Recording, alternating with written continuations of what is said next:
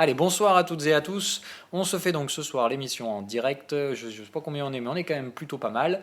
On parle donc signal de trading ce soir, puisque c'est le choix qui avait été fait par les gens qui ont voté. Je vous rappelle, le principe, c'est que tous les lundis ou les dimanches, en début de semaine en tout cas, je vous propose un planning dans lequel une émission sur le jeudi, vous avez le choix du thème qui est abordé. Voilà, toutes les semaines, je vous donne 4 possibilités. Vous en choisissez une. Dès qu'elle est choisie, je la retire des 4 possibilités, j'en rajoute une, et du coup, les 3 autres qui n'avaient pas été choisis vous sont reproposés la semaine d'après, et ainsi de suite, jusqu'à ce qu'on épure un petit peu tous les thèmes, les grands thèmes pédagogiques.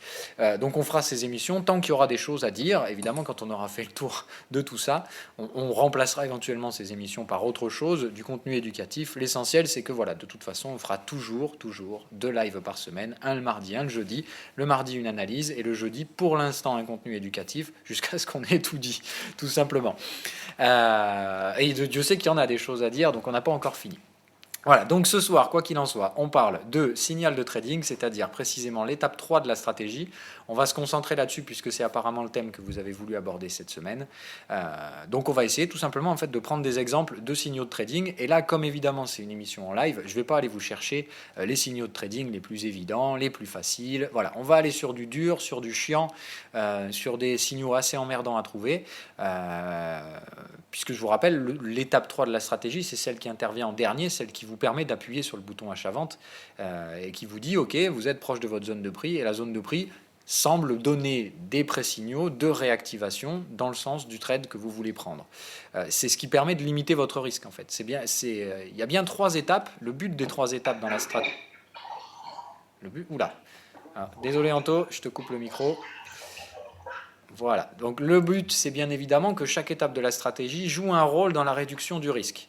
Okay, c'est vraiment ça, c'est la base, il faut comprendre ça, c'est que si vous sautez une des étapes, ça ne vous empêche pas de trader, par contre, ça supprime une des étapes qui permet de la limitation maximale du risque avant de prendre votre trade. Et après, je vous dis, encore une fois, le reste, c'est le marché qui décide. Une fois que vous avez limité votre risque, vous avez juste fait votre job de trader, que votre trade finisse gagnant ou perdant, ça, c'est le marché qui décidera, quoi qu'il arrive, vous ne pourrez jamais rien y faire, mais encore une fois, vous aurez juste mis toutes les chances de votre côté. Donc l'étape 3, c'est bien la dernière, elle est importante certes, mais si vous la sortez du contexte de 1 et 3, de 1 et 2, enfin des étapes 1 et 2, ça ne veut plus rien dire. C'est-à-dire que l'erreur que font la plupart des gens quand ils regardent des indicateurs, et les miens n'échappent probablement pas à la règle, c'est d'arriver et de regarder la tronche des signaux et de se dire, bon alors la stratégie c'est quand il y a un signal sine wave plus momentum, on trade. Erreur. Non, on ne trade pas quand il y a un signal sine wave et momentum, on trade quand on a un contexte, qu'on a trouvé un cadre technique qui corrobore le contexte et qu'on est sur une zone charnière de ce cadre technique. Et là, effectivement, quand on a un double signal sine wave momentum, on trade. Mais pas plus, voilà, pas avant. Et si vous vous amusez à regarder historiquement tous les signaux, bon, ils sont quand même bons, on va pas se le cacher, j'ai quand même bien bossé, ça donnera de bons signaux. Mais vous ne pouvez et vous ne devez surtout pas trader les signaux comme ça, n'importe où, sans cadre. Parce que c'est pas comme ça que ça fonctionne. Si vous faites ça, vous limitez pas suffisamment le risque pour avoir une stratégie profitable. Normalement, vous aurez quand même une espérance de gain positive parce que les signaux sont de qualité, mais voilà, vous aurez vraiment pas autant de réussite que si vous prenez vraiment en compte les 2 premières étapes qui ont vraiment un rôle tout aussi important que le signal de trading. Voilà, c'était en guise d'introduction. Maintenant, c'était pas le thème ce soir de parler stratégie dans sa globalité. On fera une émission là-dessus. Là, on va parler simplement donc du signal de trading. On va donc partir du principe dans les analyses qu'on va faire ce soir que l'étape 1 et 2 ont été faites. Donc c'est-à-dire que je vais les faire très rapidement, mais je ne reviendrai pas dessus, je ne vous expliquerai pas comment je trouve le contexte et le cadre technique. Okay, cette partie-là, je vais la traiter rapidement puisque ce qui nous intéresse ce soir, c'est donc le signal. Alors, on ne va pas parler Bitcoin parce que le Bitcoin, les signaux sont trop bons, trop propres, donc c'est pas assez pédagogique. On va sortir des sentiers battus, on va aller chercher des trucs plus chiants, beaucoup plus relous. On va aller chercher du AUDNZD, tiens voilà, il a été très chiant l'AUDNZD pour trouver le signal par exemple, celui-là. Donc voilà, là on a l'exemple typique d'un marché qui est assez gênant d'ailleurs, puisque bon, la UDNZD, techniquement, là je viens de l'acheter sans signal. On est bien d'accord que là, techniquement, avec les indicateurs et le contexte technique des indicateurs, je n'ai pas de signal me permettant d'acheter. C'est-à-dire que là, la UDNZD, j'ai acheté spéculatif, et il faut quand même être conscient que j'ai acheté sans signal. Là, on est bien dans un break baissier, le break a réussi à basculer sous la target. Théoriquement, ça, c'est un actif qui va normalement remettre une vague de baisse. Dans la théorie, après, je vous ai dit, la UDNZD, il nous a un peu emmerdé pour d'autres raisons. Mais là, théoriquement, en daily, je ne peux toujours pas valider ce trade. C'est pour ça que sur la UDNZD, pour l'instant, je ne mets pas encore les leviers de gros dingo. Je n'ai pas encore sorti les renforts violents sur la UDNZD. Parce que c'est toujours en risque. Voilà.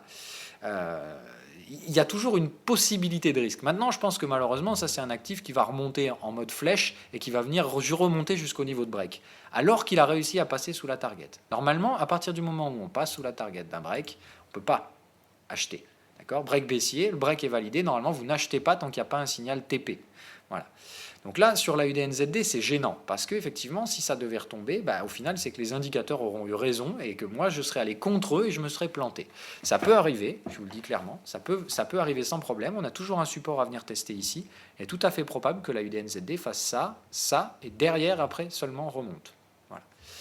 Donc, le signal de trading, bien évidemment, parfois et sous certaines conditions, on pourra faire 100, mais il faudra vraiment avoir une énorme conviction et surtout, il faudra des signaux sur l'UT inférieur. C'est-à-dire que pour vraiment se positionner contre un signal, il faut que vous ayez vraiment très forte conviction. Déjà d'une, il faut vraiment être sur un niveau de prix et il faudra obligatoirement un signal sur l'UT inférieur.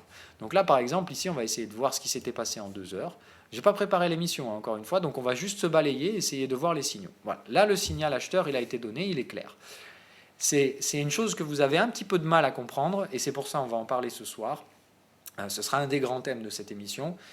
Il y a les signaux acheteurs qui vous permettent d'acheter, il y a les signaux vendeurs qui vous permettent de vendre. Les signaux clairs, c'est-à-dire double signal, sine wave et momentum sont dans le même sens. On y va, chaud bouillant, ça veut dire que le support a réagi ou la résistance a joué son rôle. Par contre, souvent, vous allez avoir des signaux par opposition, c'est-à-dire que sine wave, comme je vous l'ai toujours dit, c'est un indicateur anticipatif, donc il va se planter. Des fois, il va anticiper trop vite, des fois, ça va aller trop vite pour lui et il ne pourra pas capter le délire.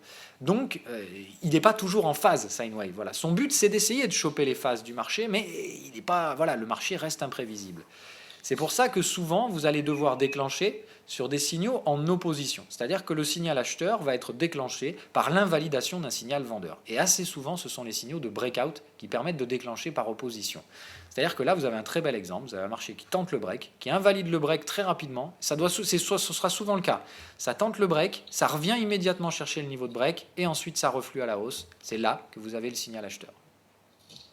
C'est-à-dire que là, en fait, il n'y a pas de signal qui permet de trouver le bottom a priori, à proprement parler, puisqu'il n'y a pas de double signal d'achat ici. Par contre, il y a un faux break qui vous permet derrière d'acheter en gérant le risque dessous. Parce que vous savez qu'ici, en gros, les bears ont tenté leur chance, ils se sont ramassés la gueule. S'ils se sont ramassés la gueule, c'est que des bulls les ont achetés.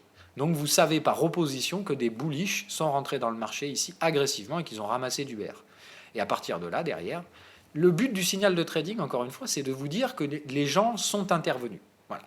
Ce que vous voulez, c'est faire ce que fait le marché. Mais comme vous ne pouvez pas savoir par avance, c'est à ça que servent les indicateurs. L'indicateur va vous dire, là, moi, je sens que le marché il est plutôt en train de prendre des profits, ou il est plutôt bear, ou il est plutôt bull, ou il est plutôt en train d'exit. Et dans ce cas-là, vous allez gérer en fonction de ça. Mais évidemment, il faut que le signal, ce qu'on paye toujours, ce n'est pas un signal, c'est un prix. Voilà. Le signal, il vous permet de valider avec une gestion du risque assez bien faite, qu'il y a effectivement eu réaction et tel type de réaction sur le support que vous aviez identifié. Voilà. Mais il faut bien que les prix aient testé ce niveau de support. C'est-à-dire que si votre signal il arrive avant que les prix aient testé le support, il faut évidemment attendre d'être arrivé sur ce dit support pour pouvoir profiter du prix attractif. Donc voilà, c'est bien essentiel, ça aussi, c'est le deuxième thème. Donc après le fait qu'on pourra rentrer souvent par opposition au signal vendeur, on pourra rentrer à l'achat, et par opposition au signal acheteur, on pourra rentrer vendeur. Il y a surtout et avant tout le fait qu'il faut vraiment faire une analyse graphique et il faut que vous ayez des prix sur un prix important et que ces prix-là soient tradés. Voilà, un TP qui apparaît n'importe où, sine wave, il ne peut pas savoir qu'il est sur un support. Lui, il n'a aucun moyen de savoir ça. Ça, c'est vraiment à vous de le faire parce qu'il n'y a aucun indicateur au monde qui peut vous dire ici, il y a un support, ici, il y a une résistance. Sinon, ce serait un peu trop facile. Voilà. Donc ça, il faut le faire vous-même. Il y en a qui vont le faire, des indicateurs, mais ce n'est pas possible de le faire dans TradingView. Voilà. Donc TradingView, vous êtes obligé de le faire vous-même. Donc on fait son analyse graphique. Déjà d'une, c'est bien parce que ça vous implique dans le trade. Et si vous arrivez et que vous avez tout dans la gamelle, c'est parfois un peu trop facile et c'est gênant. Voilà. Là, vous vous impliquez dans le trade. Prenez 5 minutes pour faire l'analyse graphique. Pas besoin d'y passer 3 heures. Et puis voilà, si on arrive, qu'on teste une zone de prix, rappelez-vous, moi cette zone-là sur la UDNZD, je l'avais dans les graphiques. Donc quand j'ai vu qu'on venait la tester, qu'on essayait de la déborder et que les bears se cassaient la gueule, je savais que c'était là qu'il fallait acheter. Voilà. Mais encore une fois, j'avais déjà essayé d'acheter bien avant sur la UDNZD. J'ai essayé d'acheter là, double signal acheteur. J'ai essayé d'acheter par là. On avait pareil, des signaux acheteurs. J'ai essayé le TP. Je les ai tous essayés, ces signaux. C'est celui-là au final qui a été le bon. Mais voilà, là je l'ai mon signal. Maintenant, il faut être conscient, par exemple, là, que ce qui se passe sur la UDNZD, c'est que là, on avait un cycle faible, d'accord, un cycle bear faible, on l'a bien démonté, on l'a tiré jusqu'à la target.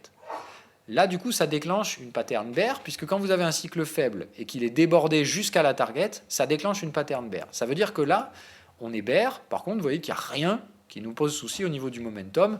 Il y aura donc très probablement tenue d'un support. Enfin là, on retrace, quoi. Voilà. Mais c'est clairement pas un sommet de marché qui devrait causer un retournement.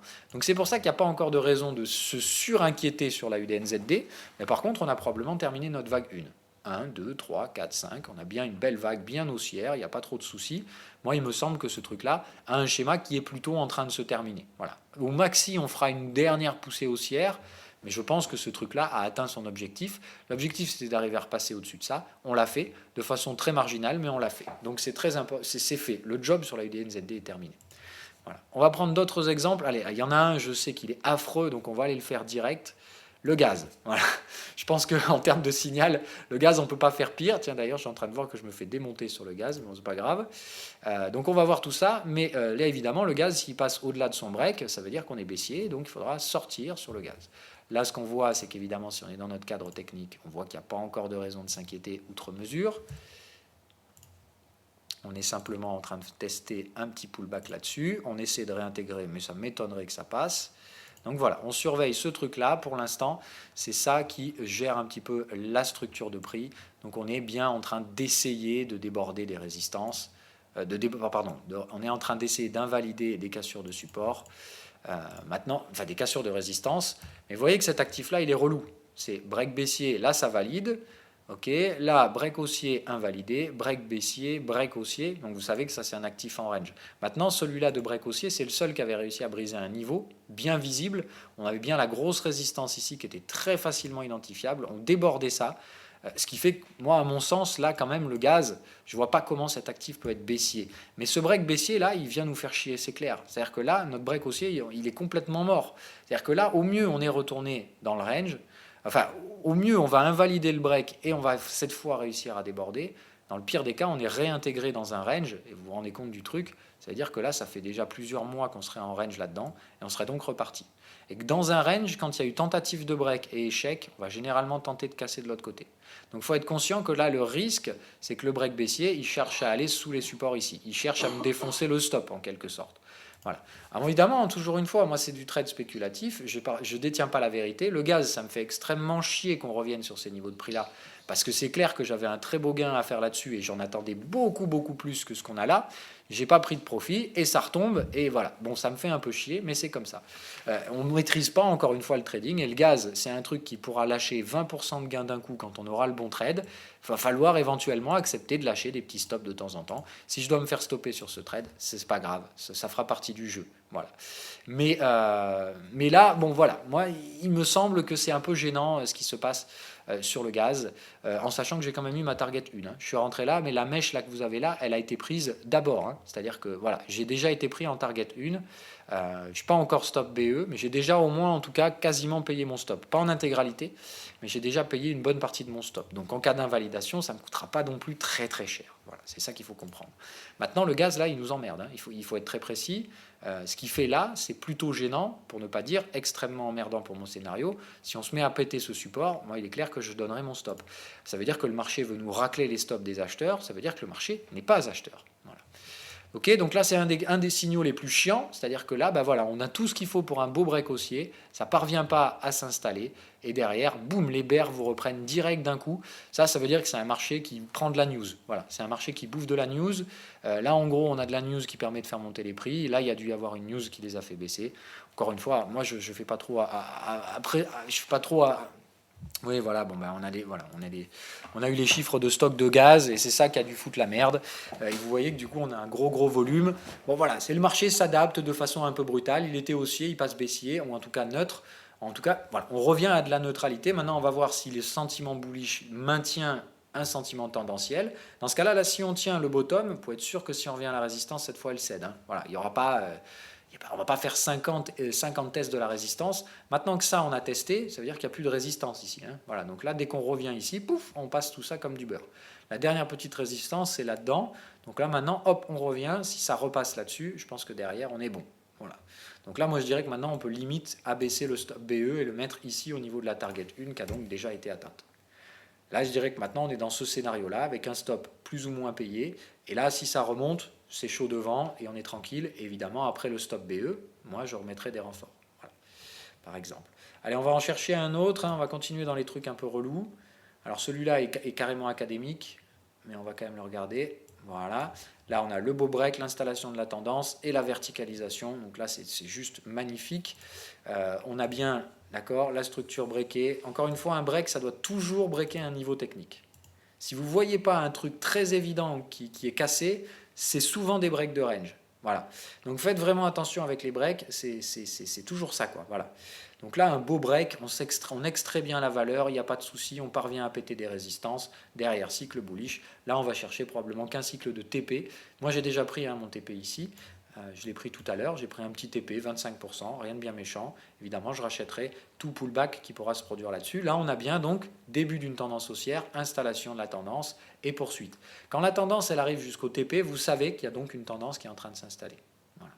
Donc là, on est en train d'installer une tendance haussière sur les taux. On voit bien effectivement qu'on a bien pété le niveau. On a réussi à déborder les résistances de l'UT supérieure. C'est juste tout bon. Voilà. Ce truc-là, c'est parfait, c'est bien. On a pris des beaux gains là-dessus. Maintenant, il faut commencer à se projeter donc sur la sécurisation du trade, c'est-à-dire la prise des premières prises de bénéfices. Enfin, pardon, les premières prises de bénéfices. Voilà, allez, moi je vais m'arrêter là, ça fait un quart d'heure. Je vais peut-être essayer, allez, on va s'en faire un petit dernier. Je vais essayer de trouver... Donc... Il y a une petite question, si tu peux jeter un œil là, par rapport à Sine Wave. Par rapport à Sine Wave, alors, c'est laquelle de question? Non, la troisième dans le texte. Là. Dans le texte. Du bassin. Ah oui, attends, j'en ai raté plein là, donc je vais descendre. Tout en bas. La troisième en partant de tout en bas. Dites, je n'ai pas les mêmes signaux que Phil sur Sine Wave. Oui, alors c'est une question qui a déjà été largement traitée. Pour ça, vous allez donc dans les canaux questions indicateurs et vous regardez les messages qui sont épinglés. C'est un message que j'ai l'habitude de voir. Donc voilà, vous aurez la solution pour ce problème-là ici. On ne traite pas ça là-dedans, mais voilà, tu trouveras ta réponse là-bas, mon cher Jazim. C'était ça la question ? J'imagine. Oui, c'est ça. Ok, une autre question qui t'a semblé intéressante, sinon moi j'ai terminé, on va voir. Il arrive. Non, c'est bon, il n'y a pas eu de question. Ok, bon allez, donc du coup on va faire un dernier petit actif, on va regarder comme ça. On va aller se faire, allez quand même l'ami Bitcoin, allez, même s'il est propre. Voilà, donc en 2 heures, là le Bitcoin il fait quoi? On est bien d'accord, il teste bien cette trendline, vous la voyez. Donc là on est bien sur un niveau d'analyse graphique. Ok, donc là effectivement on surveille les signaux du Bitcoin. Voilà. Donc là, on regarde comment se construit le sine wave et comment se construit le momentum. Le sine wave est toujours en TP. Donc là, déjà, c'est pas trop bon signe. Quand on revient chercher des résistances, qu'on est toujours dans des cycles vendeurs, qu'on n'a toujours pas retrouvé le moindre soutien acheteur depuis 50 bars, ça fait 50 bars qu'on est dans le cycle TP et que sine wave va toujours pas détecté de reprise en main acheteuse. Donc, il faut vraiment que les bears... que les boules arrivent à déborder ça pour péter le cycle TP. Dans ce cas-là, ça montre que les prises de profit ne sont pas suffisantes pour retourner la tendance. Je vous rappelle qu'un TP, ce n'est pas le cycle optimum pour retourner une tendance. Voilà. Le cycle TP, ça veut juste dire, voilà, on a des prises de profit, et s'il n'y a pas suffisamment d'acheteurs pour tenir les supports, on va péter les supports et on va retourner la tendance. Donc là, ce qu'on voit, c'est qu'on ne casse pas de résistance, on ne casse pas de support. Donc c'est quoi? C'est neutre, on exécute les prises de profit. Pour l'instant, les prises de profit ne permettent pas de casser les résistances, c'est ça qui est important. Normalement, une prise de profit qui est partielle, ça fait retomber un peu les prix, puis les prix reviennent très rapidement déborder le niveau. Là, ce qu'on voit, c'est qu'on a mis 50 bars de 2 heures pour revenir chercher, et on est toujours sous la résistance du TP. D'accord? Parce que la résistance du TP, elle est là, elle est toute simple. Alors, attendez, hop, on va remettre les indicateurs. C'est un bon gros double signal. Donc là, il y a bien résistance qui s'est formée. Il ne s'agit pas d'un signal faible, il s'agit bien d'une résistance de marché qui s'est constituée ici. Donc là, il y a bien une belle raise. Et le principe, ça va être de voir comment les prix vont y réagir. D'accord? Encore une fois, pour identifier la résistance, on prend la structure de chandelier qui a causé le retournement. Là, le double signal bear, on l'a ici.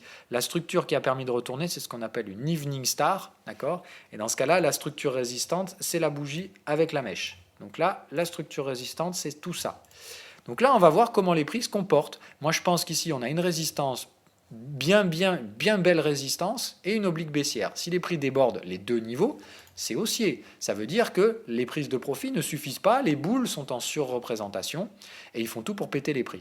Maintenant, deuxième argument. Ok, regardez comment ça se passe. On arrive ici, pouf, prise de profit, vous avez du volume. D'accord, les TP ont commencé ici, la pattern s'est terminée là, et c'est là que Sinewave l'a détecté. Regardez comment se comporte le volume depuis. Il n'y a pas un brin de volume. On est sous une résistance, dans une tendance baissière. Moi, je vous dis encore une fois, votre résistance, vous voulez tous la voir céder au nord. Moi, je pense qu'elle ne cédera pas et je pense qu'au contraire, elle va vous ramener les prix au sud. Donc, vous faites comme vous voulez, encore une fois. Moi, je ne vous donne pas la vérité sur le Bitcoin, je ne la connais pas. Par contre, tout ce que je peux vous dire, c'est qu'il y a déjà plus de volatilité sur 50 périodes. Dans une tendance qui se veut haussière, il faut retourner vite. Voilà, c'est-à-dire qu'il faut profiter du momentum acheteur. Bon, là, j'aime autant vous dire qu'il faut vraiment la déborder, la résistance. Si vous ne la débordez pas, on va laminer de l'acheteur et on ne va pas faire semblant. Parce que, tous ceux qui ont acheté par là, on va vous péter les stops derrière. Maintenant, moi, il faut être pragmatique, encore une fois. Là, justement, je pense que les signaux, et je m'en suis rendu compte tout à l'heure, peuvent vraiment orienter le scénario sur le Bitcoin. J'aurais voulu le voir plus tôt, en fait, ça. Mais si vous regardez, ici, on a bien donc un break baissier qui a été totalement validé jusqu'à son TP. Et on vient de faire la même chose à l'opposé. On vient de faire un break haussier qui a tiré jusqu'au TP.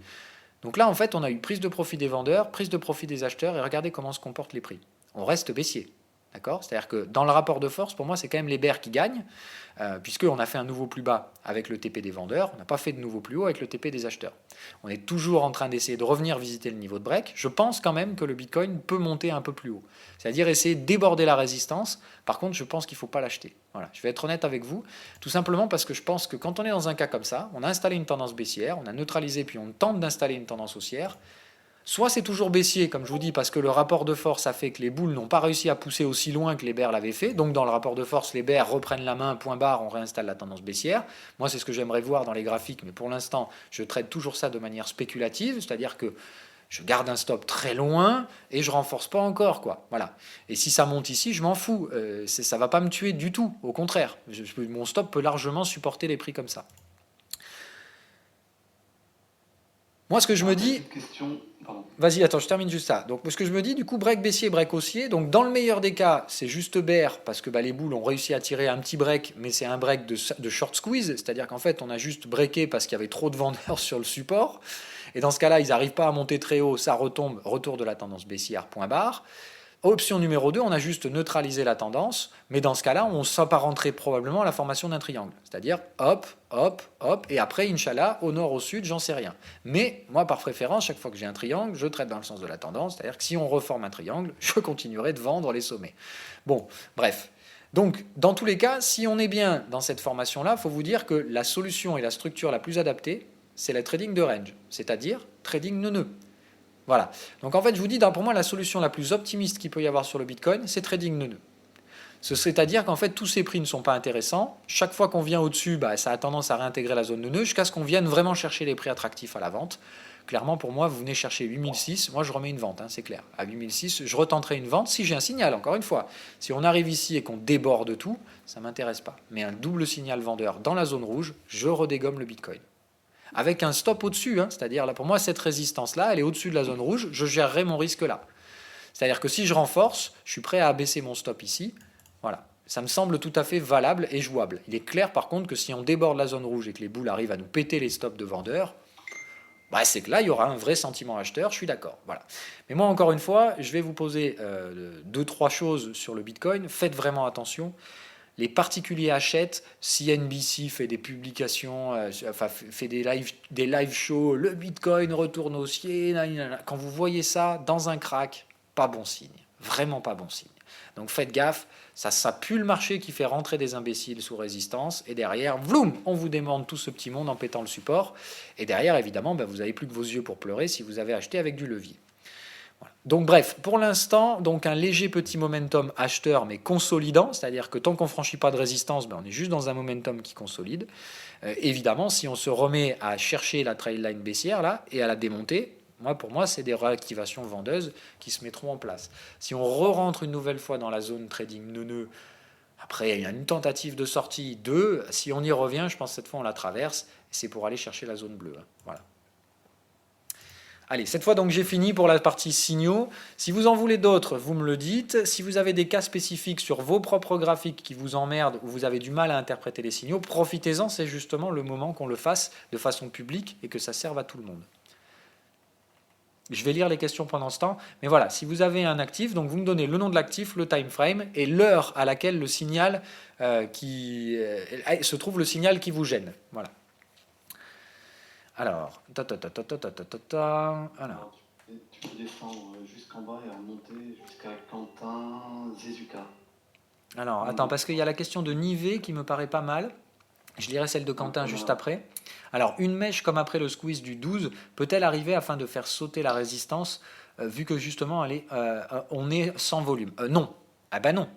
C'est ce que je vous avais dit la dernière fois. Le short squeeze, alors là on sort du cadre, mais je vais répondre à cette question parce qu'elle est intéressante. Le short squeeze, ça ne peut se produire que sur un support. C'est-à-dire qu'en fait, le short squeeze, c'est quand quand des petits spéculateurs avec des petits volumes trade avec levier sur un support avant que le support ait cédé.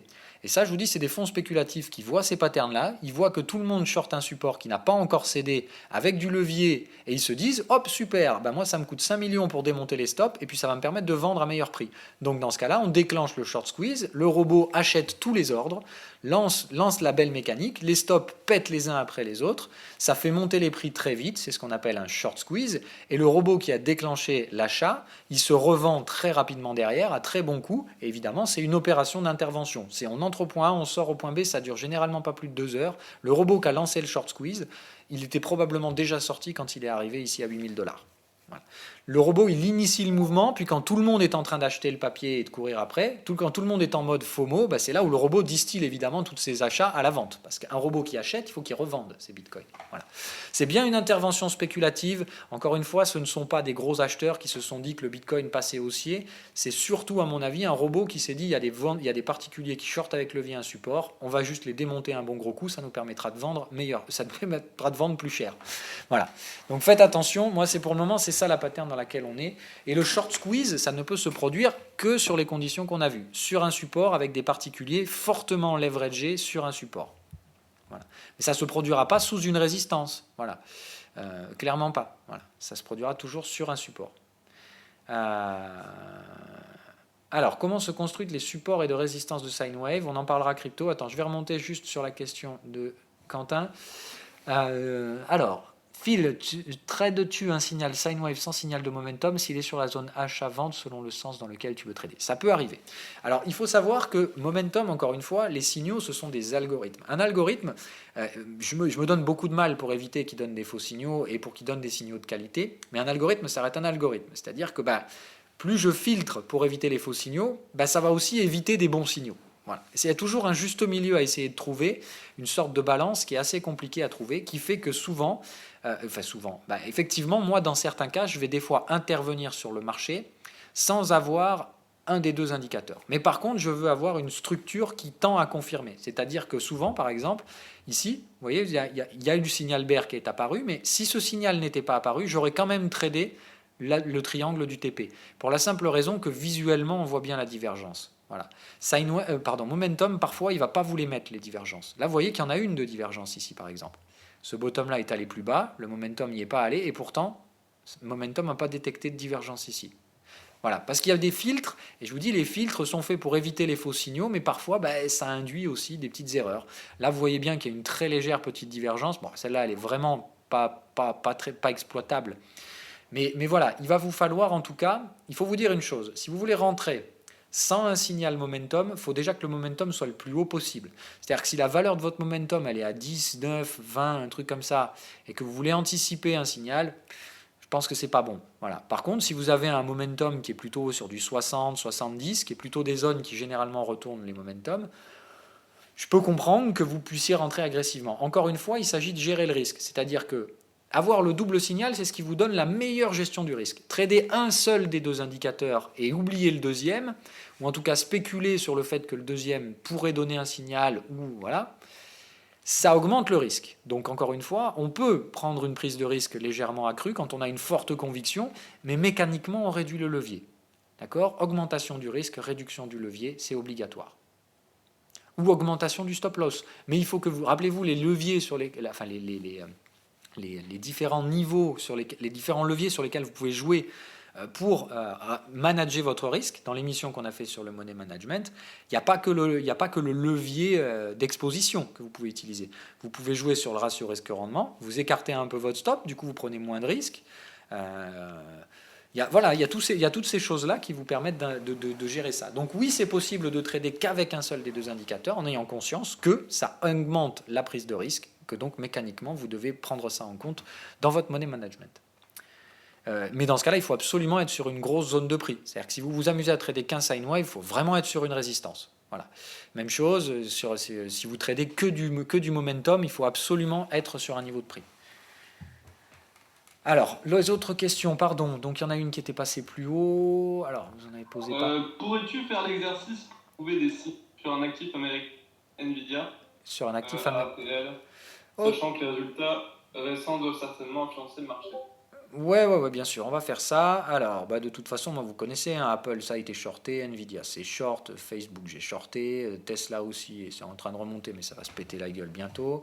Enfin, on va voir tout ça. Alors, attendez, je lis un peu les questions d'abord, je vais voir, parce que je pourrais pas faire 50 actifs, je regarde l'heure qu'il est, il est déjà 40, donc on va faire vite. Désolé, je dois te laisser. Ok, ouais, pas de souci, bye bye. Je vais lire. Bon, après, sur les questions indicateurs, il n'y avait que veut dire les messages bloqués et biroqués, parfois droit du momentum. Oui. Parfois ce message. Ok, ce message, c'est un algo que j'ai créé pour vous faciliter la tâche. C'est-à-dire que je ne pouvais pas faire plus simple que ça, en fait. C'est-à-dire que j'ai créé un algo qui lit le momentum pour vous. Voilà. C'est-à-dire que cet algo, en fait, il va vous dire mécaniquement et simplement bear OK ou bull OK. Ça veut dire une chose, ça veut dire que votre momentum, il valide un retournement bullish ou il valide un retournement bearish. De ce simple signal. C'est-à-dire qu'en fait, vous n'avez même pas besoin de lire le momentum. Moi, je vous recommande quand même de le lire, mais si en gros vous avez une flèche rouge et que momentum vous met bear OK, théoriquement, c'est qu'il y a une résistance qui est en train de se former. Si vous êtes sur une zone de prix à trader, ça veut dire que c'est un signal de trading. Point barre. Voilà. Tout simplement. Hein, voilà. Donc, vous pouvez le prendre comme ça. Si vous avez un peu de mal à lire votre momentum, sachez que le simple fait qu'il y ait écrit bull OK ou bear OK, c'est un signal de confirmation. Ça veut dire que l'algo détecte qu'il y a eu une pattern récemment, il vous mettra bull OK, bear OK sur toute la durée d'activation de la pattern. C'est vraiment un algo qui fait le boulot pour vous, quoi. Voilà. Alors ensuite, attends, je redescends. Donc il y avait... s'utilise plus en day trading swing. Alors, voilà, la question de Mac est pas mal. Donc, ton indicateur s'utilise plus en day trading swing point d'interrogation. La réponse est non, hein, ça fonctionne sur tous les marchés qui ont des cycles. C'est-à-dire que moi, il y a des unités de temps où je pense que le marché dépend moins des cycles, c'est-à-dire des unités de très court terme, comme par exemple une minute. Ça peut être utile, ça dépend du marché, évidemment. Un marché très volatile comme le Bitcoin, ça fonctionnera. Mais voilà, il faut être conscient qu'il faut qu'il y ait des... Voilà. En fait, l'élément essentiel pour pouvoir utiliser sine wave, c'est que l'oscillateur sine wave, là, il est des cycles. Voilà, je vais prendre un exemple qui, justement, ne donne pas de cycle. On va faire ETH-BTC. Voilà, par exemple. Les crosses de crypto, ça ne fonctionne pas du tout. Voilà. Regardez la tronche de sine wave. Sine wave, là, il comprend que dalle. Quand vous avez ça sur sine wave, c'est terminé, ok ? Un truc comme ça, vous ne pouvez pas le trader. Vous ne pouvez pas le trader avec les indicateurs. Vous voyez qu'ils font quand même un super bon boulot. C'est-à-dire que là, sine wave, techniquement, c'est du bruit pour lui. Il comprend que dalle à ce qui se passe là, mais il arrive quand même à vous trouver les cycles. Donc c'est-à-dire que là, quand même, je suis surpris qu'il arrive à faire le boulot. Normalement, la sine wave, il doit être complètement paumé. Mais il y arrive quand même. Mais là, voilà, un truc comme ça, bon, encore, il y a quand même des cycles assez visibles, c'est pour ça qu'il doit y arriver. D'ailleurs, il y arrive vraiment plutôt pas mal sur l'ETH BTC. Voilà. Donc, on va voir un peu ce truc-là. Mais voilà, là, par exemple, typiquement, votre oscillateur sine wave, il pite rien à rien, il est complètement désynchronisé. C'est pas le genre de marché que vous... Là-dedans, en tout cas, les signaux sont d'assez faible qualité. Voilà. Mais en tout cas, je vois que ça marche très bien. C'est assez fou, mais voilà. Là, techniquement, je sais pas trop, d'ailleurs, comment sine wave arrive à s'y retrouver là-dedans. Hein. Mais il y arrive. Autre question, donc oui, l'exercice, à essayer de le faire sur les actions, on va essayer.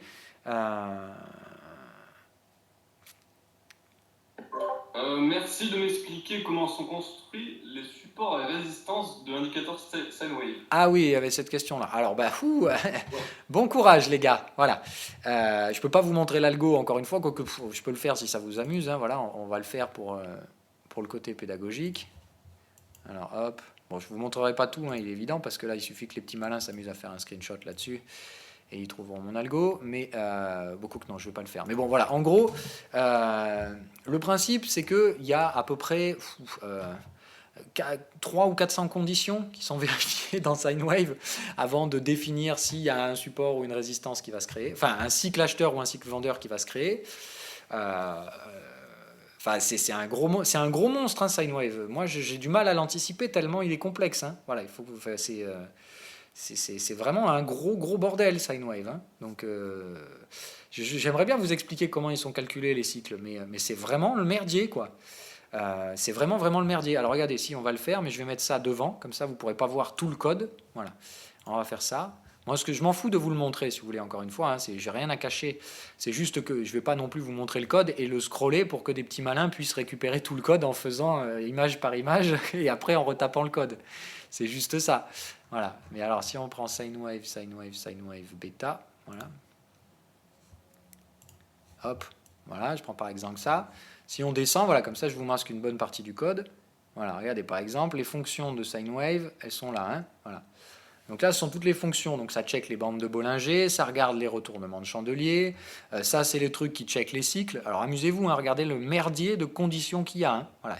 Et ça va loin. Hein, là, je vous garantis, il y a un scrolling qui va extrêmement loin. Hein, regardez. Attendez, c'est comment qu'on fait déjà pour faire...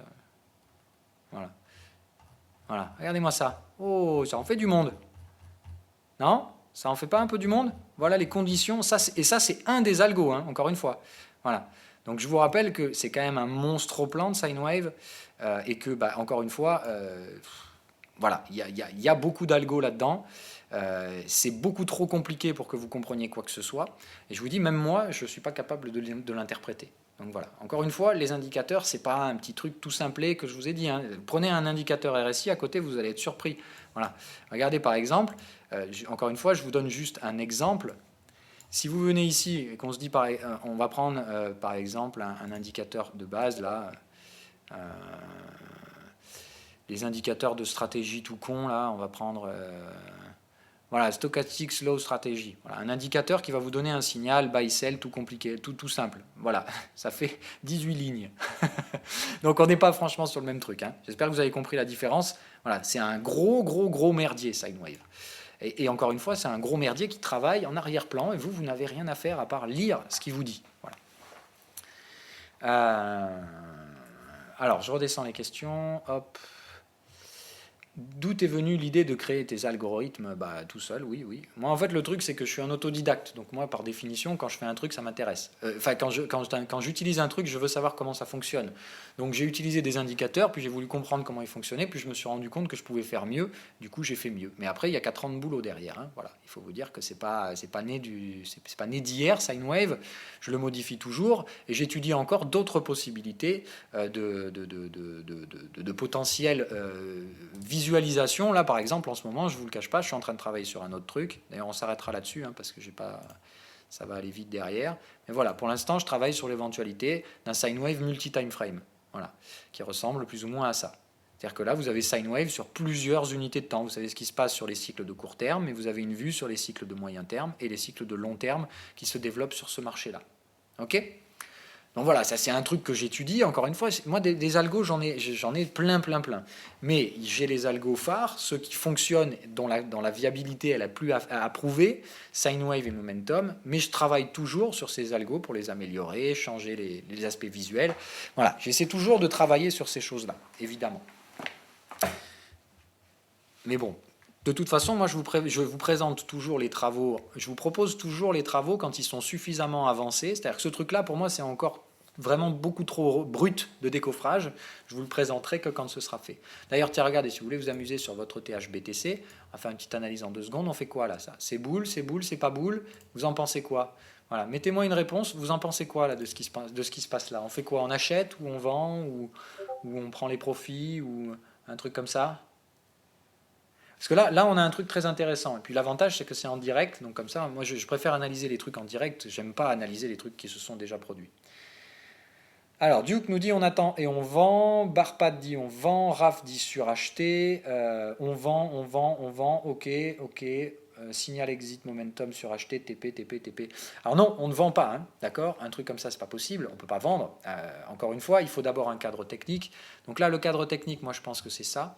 Je vais vous l'expliquer après, hein. Encore une fois, on va aller très très vite. Mais effectivement, je pense qu'on arrive sur une zone intéressante. Voilà. Donc on est bien sur une zone technique. Par contre, là, on vend, c'est pas possible, les gars. Encore une fois. Pourquoi on ne peut pas vendre? Depuis quand on vend un break haussier? Voilà. On ne vend pas un break haussier. Là, vous pouvez vous pouvez éventuellement vous dire, je prends un trade ultra agressif parce qu'on est sur la target du break. Et dans ce cas-là, vous spéculez d'ores et déjà sur l'invalidation du break. Ok? Mais il faut être conscient que dans ce cas-là, c'est le plus agressif des trades que vous pouvez prendre. Moi, ça m'arrive, hein, mais il n'y a pas de souci. Le momentum vous dit c'est bear, ok, on est bien sur la zone de prix qu'on voulait.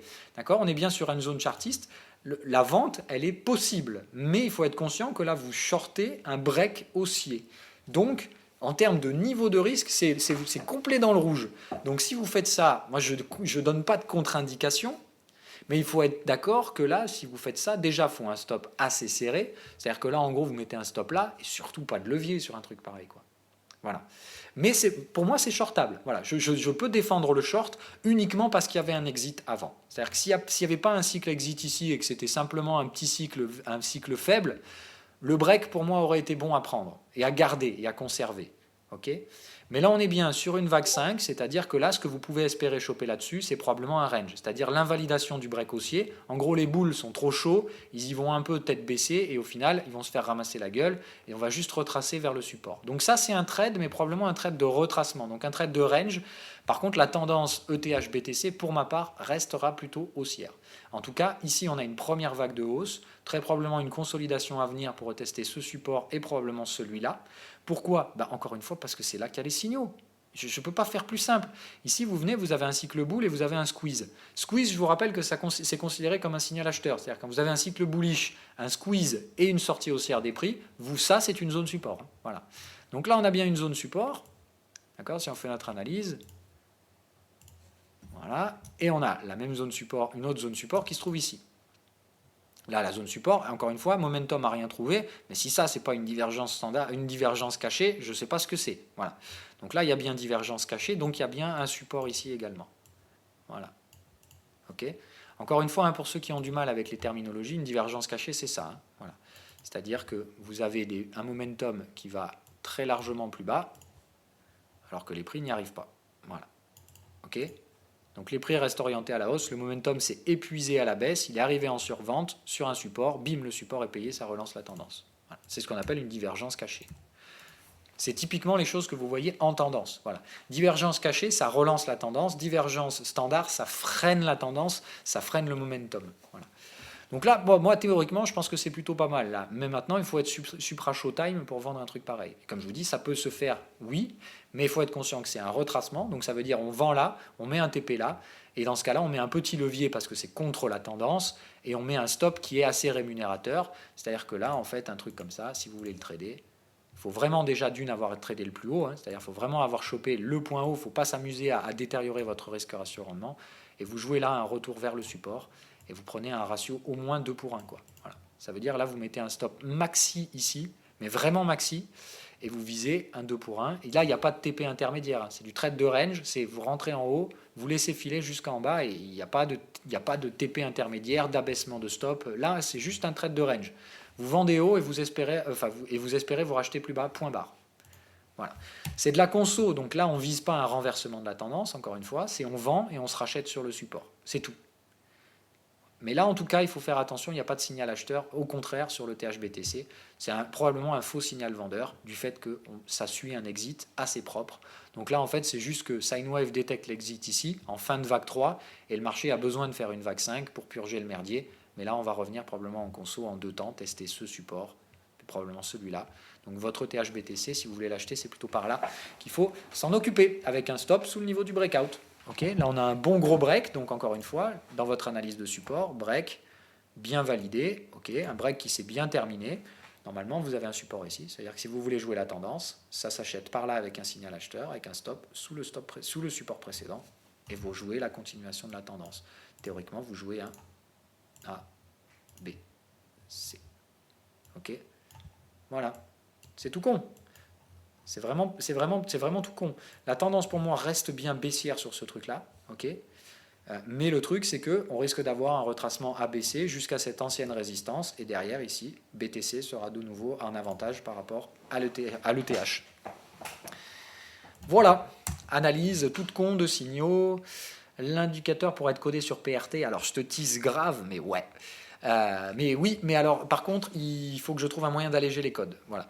C'est-à-dire que c'est ce sur quoi je bosse là avec le sine wave multi-time frame. C'est-à-dire que tu vois les gros algos que je vous ai montrés tout à l'heure là, je cherche à les simplifier monstrueusement avec une utilisation multi-time frame. Voilà.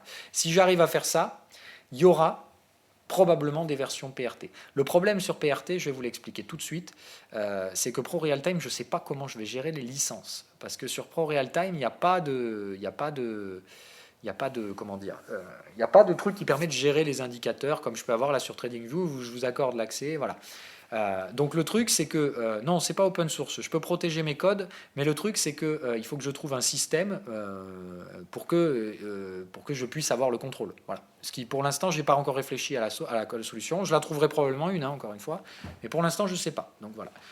Avant de vous garantir quoi que ce soit, il faudra déjà que je me penche sur ce problème-là. Une fois que ce problème-là sera réglé, si le problème technique de la surcharge, enfin de la surcharge de calcul, parce que c'est trop complexe, sine wave. Vous voyez, déjà TradingView, ça fait péter TradingView, ils me font des erreurs de compilation. Donc je suis sûr que dans PRT, ça passera pas. Donc voilà, si j'arrive à régler ces deux problèmes, il y aura des versions ProRealTime, il y aura aussi des versions MT4, MT5. Celles-là, elles sont déjà en cours de travail, mais ce sera, voilà, je tease pas, j'ai aucune date à donner parce que je n'en ai vraiment pas. Et je n'en donnerai que quand j'aurai vraiment une idée précise d'une release potentielle. Voilà. Je pense qu'on a fini là-dessus. Vu l'heure qu'il est, je suis navré, mais on n'a pas le temps de faire l'analyse qu'on avait dit tout à l'heure. Donc on va devoir s'arrêter là. Je vous souhaite à toutes et à tous une agréable soirée. Merci encore d'être venus et d'être aussi nombreux. Ça me fait vraiment plaisir de vous avoir. C'est cool, hein, encore une fois, moi je fais ça de grand plaisir. Hein, voilà. C'est-à-dire que là, tout le monde peut y assister à ces émissions. Indicateur, pas indicateur, on s'en fout. C'est vraiment toujours pareil. Moi je vous rappelle, le principe ici, c'est que de toute façon, le savoir n'a pas de prix. Donc lui donner, faire des abonnements pour vous transmettre mon savoir, je trouve ça antinomique. Parce que soit les abonnements auraient un prix que vous êtes incapable de payer, puisque théoriquement pour moi l'information ça vaut soit rien, soit l'infini. Donc par définition je ne peux pas vraiment vous faire payer l'infini, donc je ne vous fais rien payer. Voilà, point barre. Mais je pense qu'on va faire comme ça. Mais les actions américaines, t'en fais pas, Cédric. Déjà d'une, j'ai fait des vidéos sur chacune de ces trucs-là sur TradingView. Donc voilà, normalement, tu as les analyses qui ont été faites. Donc tu as tout le contenu sur TradingView. Et puis de toute façon, on en parlera dans l'émission demain matin. C'est clair. Voilà, demain matin, on va en parler. Il n'y a pas de souci à ce niveau-là. Voilà, sinon, donc, je vous dis à demain. Je vous souhaite donc une bonne soirée. Allez vous coucher ou profitez de vos petites femmes, de vos enfants si vous en avez.